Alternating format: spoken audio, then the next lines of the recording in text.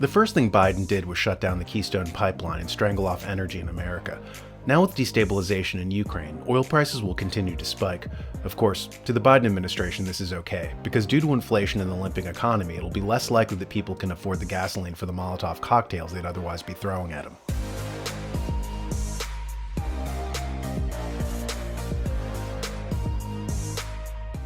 Mike Pence tweeted out, "Under the Biden administration, we now have the worst border crisis in history. Inflation is at a 40-year high. Grocery store shelves are empty. Gas prices are up 50%. And Democrats are still pushing massive tax increases." Whereupon George A. responded with something appropriate. Raheem Kassam also had some pointed words for Mr. Pence. Natalie, correct me if I'm wrong. I'm not sure that anybody was asking him to overturn an election, right? That he was going to bang the gavel and say, you know what, I think Trump should have another 4 years. That isn't what the point was. The point was to look seriously at the unlawful nature of what you described, Natalie, a lot of the changes that were made in election law, a lot of these drop boxes. You call it privatization, I call it corporatization of the US election system. And of course, to look into all of the other plethora of things, the ballot harvesting stuff, the machines even at the time were a big deal. The point of a presiding officer in an election is to factor in all of those things, all of those considerations. If not, why have a presiding officer at all?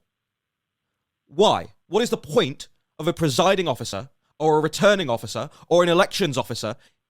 What is the point of a Secretary of State appointing somebody who oversees elections if they don't want to oversee the election? Well, the same can be said of the vice president's role in the chamber in Congress. What is the point of presiding if you think your job, Mr. Pence, is just to grab an envelope from whomever gives it to you, open it up and say, and the winner is, then fuck off and host the Oscars.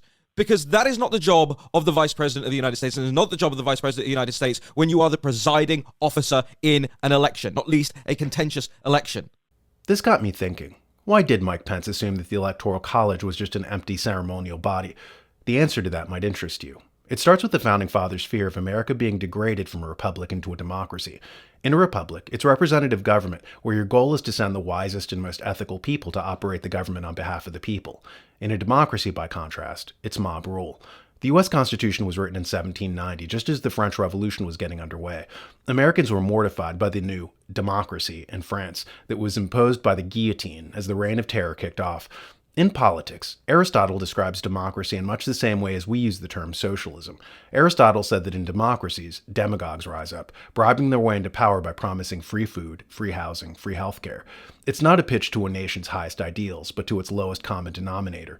Instead of spiritual values like free speech, due process, or rule of law, the democracy promises things related to the senses, products, consumer goods.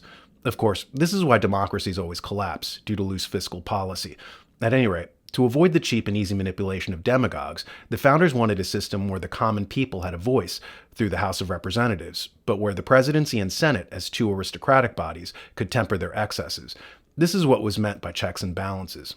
Other groups had to check the power of what in the wrong hands could turn into an idiocracy. One of the methods they used was property requirements to even vote. This was a holdover from the old British colonial system. If you didn't own land, you didn't get a vote. Why? Because you weren't taxed. And only people who were taxed could have a say in how the money in the treasury was spent. Likewise, it was thought that if you had land, you had a rooted interest in the community and you'd behave more responsibly. As a result, most citizens couldn't vote. Despite modern propaganda that leads you to believe that blacks couldn't vote under Jim Crow, but whites could, the reality was that 90% of whites couldn't vote either. This exploded with the Thomas Dorr Rebellion in the 1840s in Rhode Island, when Thomas Dorr, a school teacher, thought that average people should have a vote too. But the real reason that universal suffrage came in was not because of grassroots complaints by people like Thomas Dorr. Rather, bankers and merchants, as a new rising political power, couldn't vote either. Despite having tons of stocks, bonds, gold, cash, they rarely had land, especially in places like New York, Boston, or Chicago, where land was at a premium and it had been all bought up ages ago. These rich men wanted to abolish land requirements so that they could vote and get into office, whereas before, they couldn't. They know that they'd be unpopular, so they created a campaign to put people like Thomas Dorr out front like frontmen and make it look like it was a democratic challenge from the common man to change the system. Well, you get the drift. The law was eventually changed so that more people could vote. The results, however, were mixed. Yes, the merchants and bankers could now vote, but so could tons of other people. People they would have considered the rabble. So the republic was on its way to decaying into a democracy. Charles Beard, in his History of the United States, wrote, In a short time, the spirit of democracy, while playing havoc with the old order in state government, made its way upward into the federal system. The framers of the Constitution, bewildered by many proposals and unable to agree on any single plan, had committed the choice of presidential electors to the discretion of the state legislatures. The legislatures, in turn, greedy of power, early adopted the practice of choosing the electors themselves. But they did not enjoy it long undisturbed. Democracy, thundering at their doors, demanded that they surrender the privilege to the people.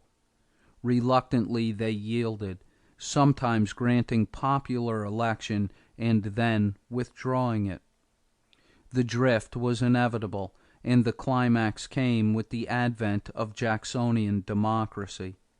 In 1824, Vermont, New York, Delaware, South Carolina, Georgia, and Louisiana, though some had experimented with popular election, still left the choice of electors with the legislature. 8 years later, South Carolina alone held to the old practice. Popular election had become the final word. The fanciful idea of an electoral college of, quote, good and wise men, end quote, selected without passion or partnership by state legislatures acting as deliberative bodies, was exploded for all time. The election of the nation's chief magistrate was committed to the tempestuous methods of democracy. In our original system, the president was not popularly elected. In our Constitution, only the congressmen in the House of Representatives were. Both the president and Senate were elected by a two-step process. Like the nomination of a Supreme Court justice, this was thought to preserve them from petty politics. In the case of the Senate, the people would elect the state legislators, and the state legislators would appoint the senators. As for the president, he too was elected in a two-step process. The state legislators were chosen by the people, and they, these wiser men, appointed electors at the Electoral College. This insulated the choice of president, as I said, from partisanship, or it was supposed to, as well as giving the states great control over the presidency. By 1824, this was eroded when political parties emerged and started having caucuses. Instead of the candidates going to the Electoral College to vie for the electors' backing, they were now voted on months earlier by political parties. By this method, control was yanked away from the Electoral College, and by extension the states, and now party bosses chose the president. This meant that the states lost control, and now the men who financed the political parties, the oligarchs, assumed power over who would be president. It was at that point that the Electoral College, thus our Constitution, was undermined. Power slipped away from the states to act as a check on the federal government, and control passed on to the business class. Much ink is spilled over the subject of election integrity, but hardly anyone asks why political parties are choosing our presidents. No one seems to notice that those political parties are not in our Constitution. In fact, George Washington denounced the idea of political parties at all, and said that the custom should never have been brought over from England. Nevertheless, we're now trained to think that the Republicans and Democrats, or rather, the billionaire oligarchs financing their shell companies, get to pick our presidents, and that the Electoral College is some ceremonial relic, where men like Mike Pence open an envelope like they're at the Oscars with no more power than the janitor in the building. By the time you go to the polls and you put your pencil mark on the paper, or punch the lever, whatever you do, the decisions are already made. The candidates have already been selected. And the work goes on there, is who selects the candidates that the people vote for? Who frames the issues that the people vote for? Voting is nothing. It's all done before that stage. Consider this. If we went back to the constitutional system where the Electoral College chose the president, then it would render all other controversies like sketchy electronic voting machines and shady mail-in ballots irrelevant. In fact, the people wouldn't be voting in the president at all, because, well, they're not supposed to be in the first place. And the party bosses would lose all power, and the billionaire class would be denied much of the influence they currently have over our government. If you haven't already, go check out The New American magazine at thenewamerican.com. Think of the magazine as the terms and conditions on these videos, like the fine print that will reveal to you that by watching, you consent to me having power of attorney over you. Just teasing. But it does remind me of the German writer Heinrich Boll describing the yellow journalism of his day and saying that the headlines were there, with the articles underneath like the fine print in an insurance policy. Most people never read the fine print, and they pay the price. Be informed. Read the New American Magazine. Understand what's really going on.